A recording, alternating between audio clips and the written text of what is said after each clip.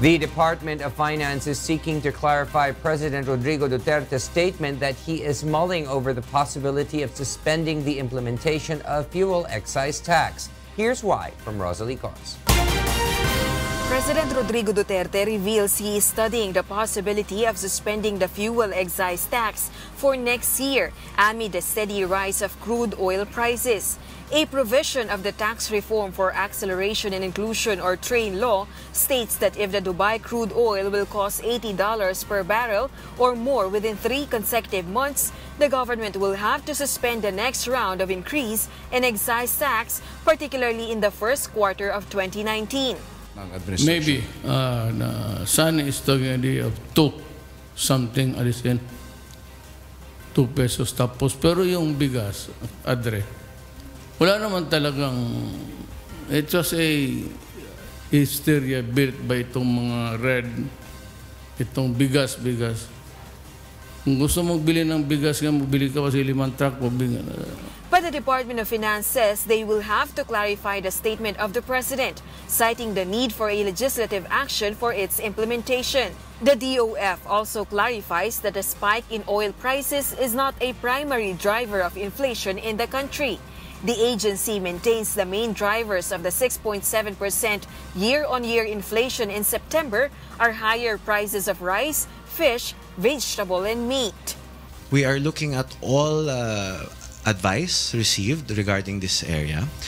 We also need to look at all of the factors, the main factors involved in such a decision. So we look to, of course, the cabinet, our principals, and of course the Office of the President for final guidance on this. Rosalie Cos, UNTV News and Rescue, Malacanang. Meanwhile, opposition senators have filed a joint resolution calling for the suspension of the oil excise tax under the Tax Reform for Acceleration and Inclusion or TRAIN law. Nel Maribohok tells us why. Minority senators filed earlier Joint Resolution number 15 seeking the suspension of excise tax on fuel under the TRAIN law. They are also urging the Senate to roll back fuel taxes to rates as of December 2017 or before the implementation of the TRAIN law. Hinihiling po namin ang suspension ng dagdag na buwis ngayong Enero. Tag-2 piso po sa diesel at gasoline at 1 piso po sa kerosene. The resolution also seeks to cover additional taxes that will be imposed under the second tranche of the TRAIN law. Like any other proposal, the said resolution will undergo deliberations and approval. If this is passed, they will have to follow because this has the force of law. The filing of the resolution follows President Duterte's statement that he is studying the possibility of halting the implementation of fuel excise tax in January. Some senators have welcomed Duterte's plan. Hindi pa naman to ginagawa, hindi pa ito move. Pero mas maganda yung at least coming from him, kino-consider niya na i-suspend. Because meron niyang provision doon na pag nag-hit na ng $80 per barrel, dapat talaga i-suspend. Kaya lang, sabay kami yata nangyari yun na napalitan yung hindi absolute. Senate President Vicente Soto III is ready to support the move to suspend additional taxes for next year if this will address inflation. But Soto believes Malacanang alone has the power to suspend the measure. In my opinion, the executive department may suspend that without the necessity of having a bill or a resolution from both houses of Congress. The minority bloc targets to pass the joint resolution before the Congress goes on its holiday session break this December. Nel Maribohok, UNTV News and Rescue, Senate of the Philippines. The House of Representatives fails to approve the 2019 proposed national budget before the session break. Grace Casin tells us why. Due to the numerous amendments need to be deliberated, the lower house failed to approve the 2019 proposed national budget before the session break on Wednesday.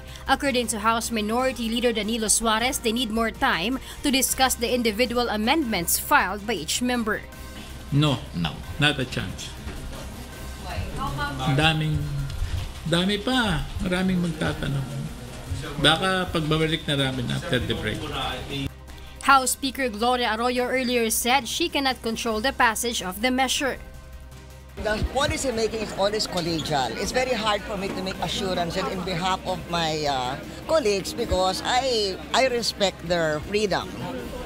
But Makabayan congressmen fear that during the break, the 51 billion pesos might be distributed to some lawmakers.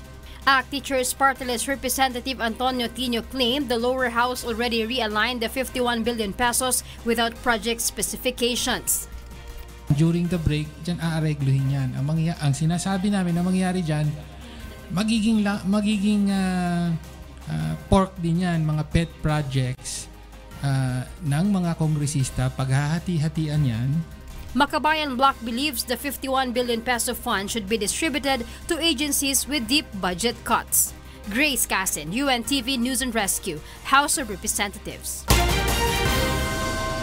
And in other news, House Minority Leader Congressman Danilo Suarez files a motion to reprimand ACT's OFW Representative Aniceto John Bertiz III for his misbehavior at the screening line of the Ninoy Aquino International Airport, or NAIA. The incident, which was caught on airport CCTV, went viral on social media.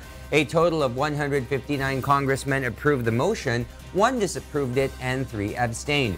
Bertiz says he accepts his colleague's decision as he again reiterated his apology.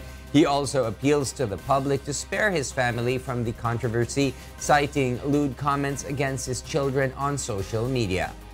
At tinawag silang prostitute, sinabayhang igagang rape, at kung ano-ano pang kahalayan na masyadong masakit na hindi ko na po kayang banggitin pa.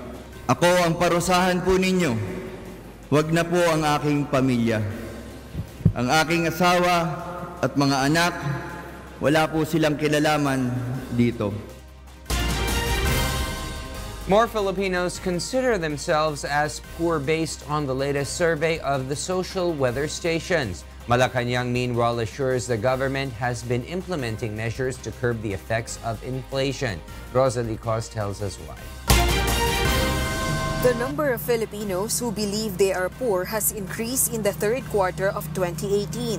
Based on the September survey conducted by the social weather stations to 1,500 respondents, 52% or around 12.2 million families have said they are poor. This is 4 points higher than the 48% recorded last June and the highest self-rated poverty grade in 4 years. The SWS said the nationwide increase in self-rated poverty in the third quarter of the year was due to the sharp increases in Balance Luzon and Mindanao. In Metro Manila, the number of residents who consider themselves as poor has decreased while the self-rated poverty in Visayas remained unchanged. Malacanang has expressed concern over the increase in number of Filipinos experiencing poverty. It also said the government understands the sentiment of the people. Presidential spokesperson Harry Roque also said in a statement that the government is already taking measures to caution the impact of inflation, such as removing restrictions in rice importation. Rosalie Cos, UNTV News and Rescue, Malacanang. 7 of 10 Filipinos are against the reimposition of capital punishment in the country. This is according to the latest survey of the Social Weather Stations, or SWS. Joanne Nano will tell us why. The groups pushing for the reimposition of capital punishment in the country will have to face an uphill battle as human rights defenders join today's commemoration of 16th World Day Against Death Penalty. Latest survey conducted by the Social Weather Station shows 7 of 10 Filipinos are against the proposal to restore death penalty, while only 1 of 10 Filipinos believes a death penalty may help in the fight against illegal drugs. The survey also revealed that politicians are the personalities that have the least respect on human rights issues. The survey was conducted among 2,000 respondents aged 15 years old and above last March 22 to 27. CHR Commissioner Karen Gomez Dupit says they are planning to submit the survey result to the Congress to reiterate that majority of Filipinos are against the death penalty. But this time, we go backed up with our survey results and our research on it. So this just bolsters our position, and it has been unwavering from the start of the creation of the Commission on Human Rights. So we will be happy to share this with our legislators. Apart from the survey, the Human Rights Commission also insists there are several studies which prove that restoring death penalty is not the only way to fight criminality in a country. Detained opposition Senator Leila de Lima joins the call to scrap the proposal to restore capital punishment. In a statement released today, de Lima emphasized the significance of the right to live. She also reiterates that a fully functioning justice system is the key to address criminality. In 2006, the death penalty was abolished under former President and incumbent House Speaker Gloria Macapagal Arroyo. President Rodrigo Duterte previously announced his desire to reinstate death penalty as a deterrent to the proliferation of illegal drugs. The House of Representatives has already passed its version of the bill on reimposition of the capital punishment, but the Senate has yet to act on the proposed legislation. Joan Nano, UNTV News and Rescue, Quezon City. The Philippine government is looking into the case of another Filipino death convict. Philippine Ambassador to Indonesia Lee Hyong-wee disclosed at a press conference that a Filipina in Semarang, Central Java is in death row for a drug-related case. He could not readily provide details of the case but assured that the Philippine government is extending all necessary assistance to the Filipina, just like in the case of Mary Jane Veloso, who remains in a Yogyakarta prison after she was convicted for smuggling heroin. While the ambassador said that Veloso's case might not be tackled by President Rodrigo Duterte with his Indonesia counterpart, Joko Widodo, we assured the Philippine government is extending legal aid to the Filipina convict. The Philippines sends relief aid to quake-hit areas in Indonesia as thousands of aid workers scour expanses of debris, especially in places obliterated by soil liquefaction brought about by the tremor and tsunami. Kath Dumaraos tells us why. Rescue workers in Indonesia stepped up their search for victims of an earthquake and tsunami on Tuesday, hoping to find as many bodies as they can before this week's deadline for their work to halt, as the official death toll rose to 2,010. The National Disaster Mitigation Agency has called off the search from Thursday, citing concern about the spread of disease. Debris would be cleared and areas where bodies lie would eventually be turned into parks, sports venues, and memorials. As many as 5,000 victims of the 7.5 magnitude quake and tsunami on September 28 have yet to be found, most of them entombed in flows of mud flows that surged from the ground when the quake agitated the soil into liquid mire. More than 10,000 rescue workers are scouring expanses of debris, especially in 3 areas obliterated by soil liquefaction in the south of the small city. While Indonesian workers searched, the disaster agency ordered independent foreign aid workers to leave the quake zone. Indonesia has traditionally been reluctant to be seen as relying on outside help to cope with disasters, and the government shunned foreign aid this year when earthquakes struck the island of Lombok. But it has accepted help from abroad, including from the Philippines, to cope with the Sulawesi disaster. When we open, my government opened for international support, the Philippine government quickly gave a response that the Philippines will assist us in this difficult situation. Filipino troops on Wednesday reloaded relief cargo onto a C-130 plane bound for quake-hit Indonesia. What we are doing now is just bringing relief goods like tents, other materials that were loaded today, and helping them carry goods.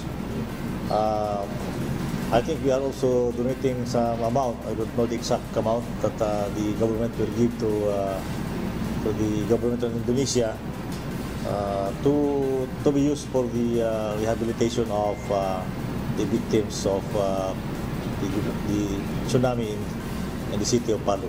The Philippines is not involved in the retrieval operations, but the officials say they are ready to provide manpower to Indonesia if needed. Kat Dumaraos, UNTV News and Rescue. Wishers in the United States enjoyed the music of 90s band Intro Voice. Leslie Longbowen tells us why. On the second day of Wish USA broadcast, 90s band Intro Voice shared their music through the state-of-the-art Wish bus. The band said it was surreal having performed in Hollywood through the new platform. I've been walking the streets of Hollywood for the past 17 years. I never thought that I'd be playing on Hollywood Boulevard, much less in an environment like ginawa namin kanina. Nakakatuwa. Veteran Filipino singer Martin Rivera also paid a surprise visit to the Wish Bus to see his son and Wish Jock Robin. So far, so good. Look at your turnout here. But I'm very proud of Robin, everything that he does. I try to support him any way I can. And it just so happens that we're all here in Los Angeles, so that's why I'm here. Since the start of Wish USA broadcast, wishers were entertained and looking forward to the next OPM performances. Super excited. I'm very excited to be here with everyone, seeing everyone. Oh, Martin Rivera is here. Intro was very excited to be here here in Hollywood. I think it's good para ma-introduce tayo sa ibang lahi. Yeah, it's good. Meanwhile, Perf De Castro and his band Rock Stallion are set to share their music next on the Wish Bus in Hollywood. Lassie Romboan, UNTV News and Rescue. The Commission on Elections is all set for the filing of Certificate of Candidacy for the 2019 midterm elections scheduled to start on Tuesday. COMELEC also reminds candidates on the limitations they set in relation to their political supporters. Aiko Miguel tells us why. The Commission on Elections is installing the final details at the Palacio del Gobernador for the filing of the Certificate of Candidacy for the 2019 midterm elections set to begin tomorrow. COMELEC is especially preparing areas in its main office to be used for the processing of COCs and media interview of candidates. The Commission also prepared separate areas for senatorial and party list group candidates. COMELEC says a maximum of 10 people each party can enter the room for party list candidates, while only a maximum of 4 supporters per candidate will be allowed to enter the area for senatorial bets. Gusto lang namin i-emphasize na ang goal ng ating paghahanda ngayon is to make sure that the filing is dignified, no? We don't want to turn it into a circus of supporters. Ayaw natin ang maging magulo, ayaw natin ang maging disorderly. Kaya natin kinokontrol yung ating proseso. The poll body also reminds those running for election in Manila that even though they are not barred from bringing their supporters on the day of the filing, they are not allowed to enter the premises of COMELEC main office. They are also reminded to observe the rules and regulations to maintain order and dignity of the process. COMELEC, however, clarifies that it is not prohibited to post any campaign materials even prior to campaign period. COMELEC offices across the country will open from 8 a.m. to 5 p.m. to accept applications from eligible candidates except during weekends. Mag-spread out sila, no? So we expect that there will be major names on every day of the filing. Kasi ayaw naman nilang mag-agawan ng eksena, ika nga, no? Candidates may file their COCs until October 17, 2018. Aiko Miguel, UNTV News and Rescue, Manila. The Philippine National Police ramps up its drive against private armed groups in regions ahead of the 2019 midterm elections. Lea Ilagan tells us why. The Philippine National Police have intensified its watch to prevent the reactivation of private armies and to dismantle existing ones a few months before the May 2019 midterm elections. According to PNP spokesperson, Police Chief Superintendent Benigno Durana Jr., they have already identified regions with reported presence of private armed groups.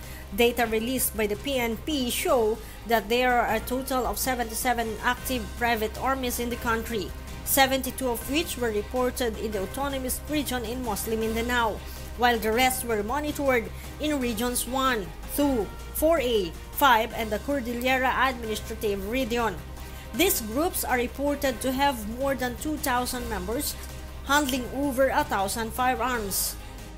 If you'll just analyze this pattern, talagang mukhang related sa 2019. That's why the Philippine National Police last 2 months ago, si Chief PNP directed all regional police offices to run after gun-for-hire syndicate members, including the private armed groups.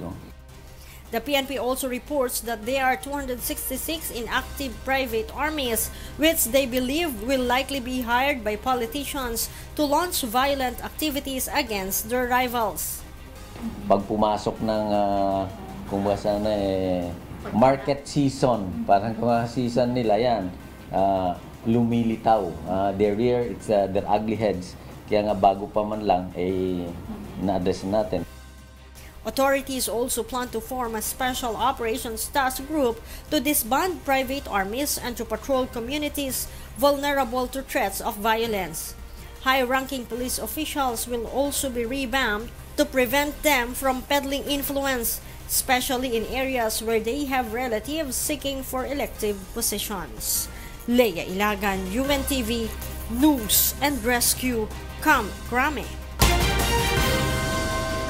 Vice President Leni Robredo slams House panel's draft federal charter, which excludes her from the line of presidential succession during transition period, calling it a desperate move. Let's find out why from Joanna Nano. Vice President Leni Robredo questions the proposed draft federal charter in the lower house, which removes the vice president from the line of succession in the transition period. The proposal that House Speaker Gloria Arroyo and other lawmakers authored places the Senate president as next in line should President Rodrigo Duterte be unable to perform his duties under the transition government. House Committee on Constitutional Amendments Chairman Vicente Veloso earlier reasoned that the provision was made to prevent instability that comes with the election protests against Robredo filed by former Senator Bongbong Marcos. Robredo insists the pending poll protest against her should not be used as basis of succession to the highest position in the country. Masyado naman yata desperado. Lahat na lang iniisip kung paano ako matanggal. May kaso sa Supreme Court, siguro alam nila na hindi magpo-prosper, kung ano-ano. She also calls the bid a desperate move of President Duterte's allies. Duterte has repeatedly voiced out his aversion to the idea of Robredo taking over from him, even saying he would prefer the likes of Marcos and Senator Chis Escudero to be his successor. Ang mandato ng pangalawang Pangulo, na kung merong mangyari, siya yung hahalili. Kung aalisin mo yung mandatong yun, ano yung matitira? Mas mabuti pa wala na ng pangalawang Pangulo. Robredo hopes the said proposal will not be approved as it also seeks to lift the term limits for members of the Congress. Joanna Nano, UNTV News and Rescue, Philippines. President Rodrigo Duterte has appointed Court of Appeals Justice Ramon Hernando as new Associate Justice of the Supreme Court. The 52-year-old magistrate will fill the vacancy left by former SC Justice and now Ombudsman Samuel Martires. Hernando is Duterte's 7th appointee to the 15-member Supreme Court after assuming the presidency in 2016. The Judicial and Bar Council, meanwhile, is still processing applications and nominations for the Associate Justice and Top Magistrate posts left by Chief Justice Teresita de Castro, who retired today. The Department of Information and Communications Technology fears the naming of the country's third major telecommunications company may face another delay. Let's find out why from Monokson. Naming the country's third telco player may face delays due to the complaint filed by one of the bidders against the National Telecommunications Commission. Now Telecom has filed a complaint seeking to remove certain provisions in the final terms of reference in the selection of the third telco player, claiming these were not discussed during public hearings. The company is accusing the NTC of inserting conditions that include additional money-making requirements. The Department of Information and Communications Technology, however, questions the timing of the complaint because the final terms of reference was published last September 21, and a 15-day period was set prior to the effectivity of the conditions. Nakita ng buong bayan na very open kami.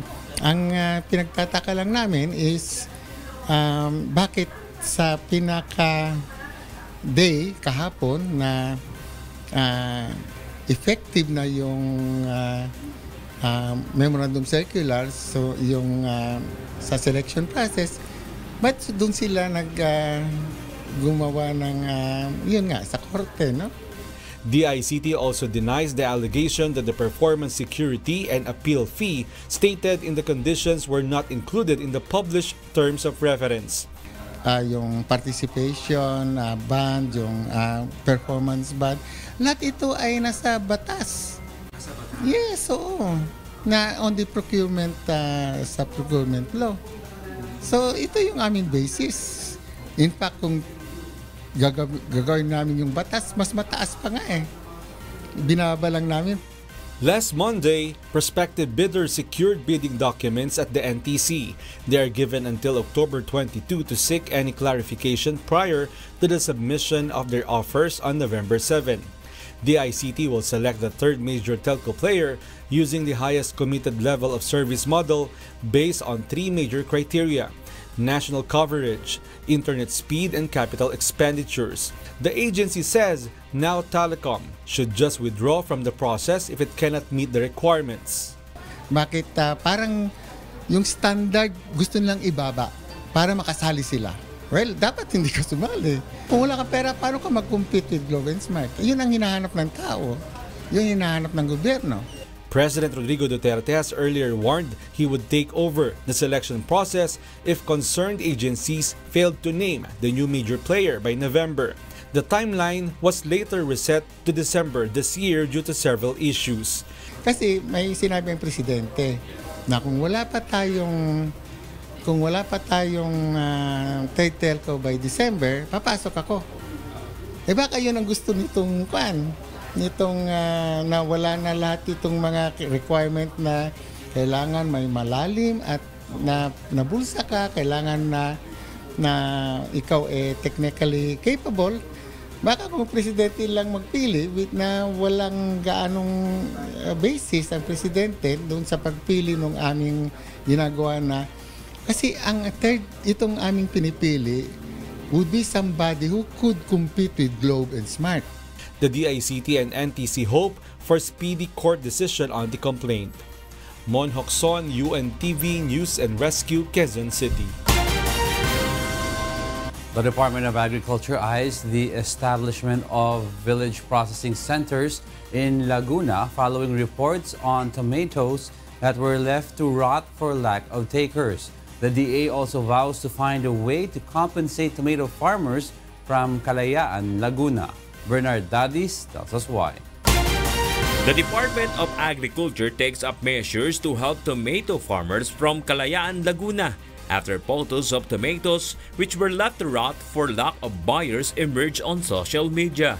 According to DA Calabarzon Regional Director Arnel de Mesa, they are now planning to establish village processing centers to prevent spoilage of tomatoes in case of oversupply. Meron na tayong actually mga technology ngayon.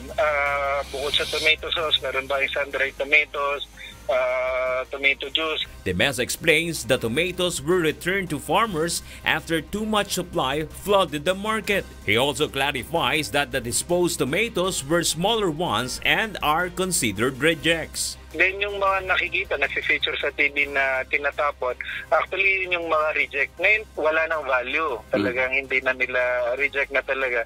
So yun yung tinatapon ng mga farmers dahil nga hindi na mabibili.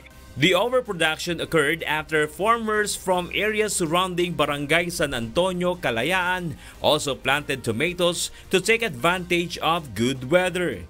This brought the farm gate price to 2 to 5 pesos per kilogram from the previous 35 pesos. The farmers said they had no choice but to sell the tomatoes at a lesser price. Kasi malaki po talagang puhunan sa kamatis.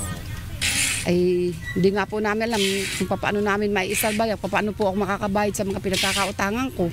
Following the incident, the DA hopes to prevent spoilage of tomatoes by inviting farmers to join their Tienda Malasakit stores where they could sell their produce. They will also be linked up with institutional buyers who use tomatoes for high-value products. Tomato farmers will also be trained to plant other vegetable varieties and provided with seminars on modern farming technologies.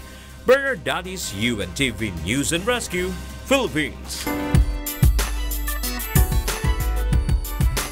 Fans of Moira de la Torre and 4 of Spades should tune in to Wish 107.5 YouTube channel tonight. Leslie Longbowen tells us why.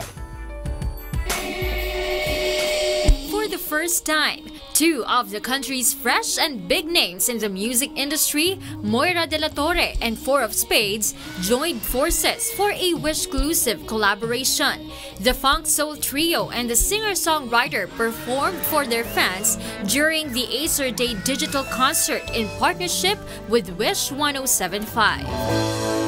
What I don't understand, so I'm feeling so bad now.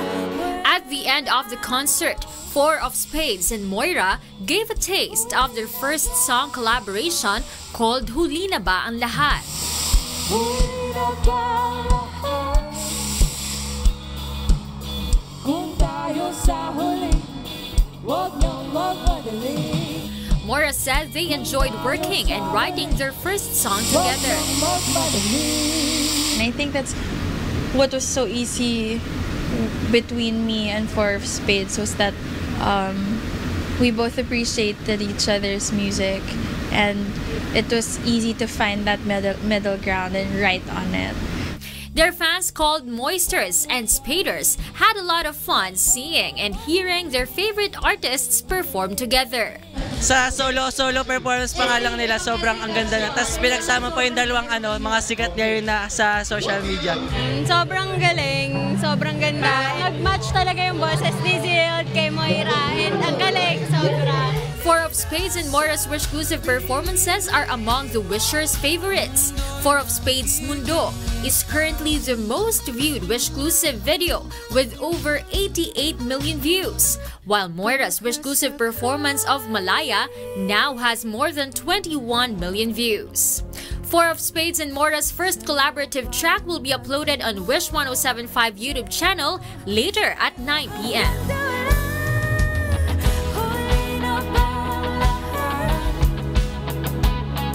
Leslie Longbowen, UNTV News and Rescue, Quezon City.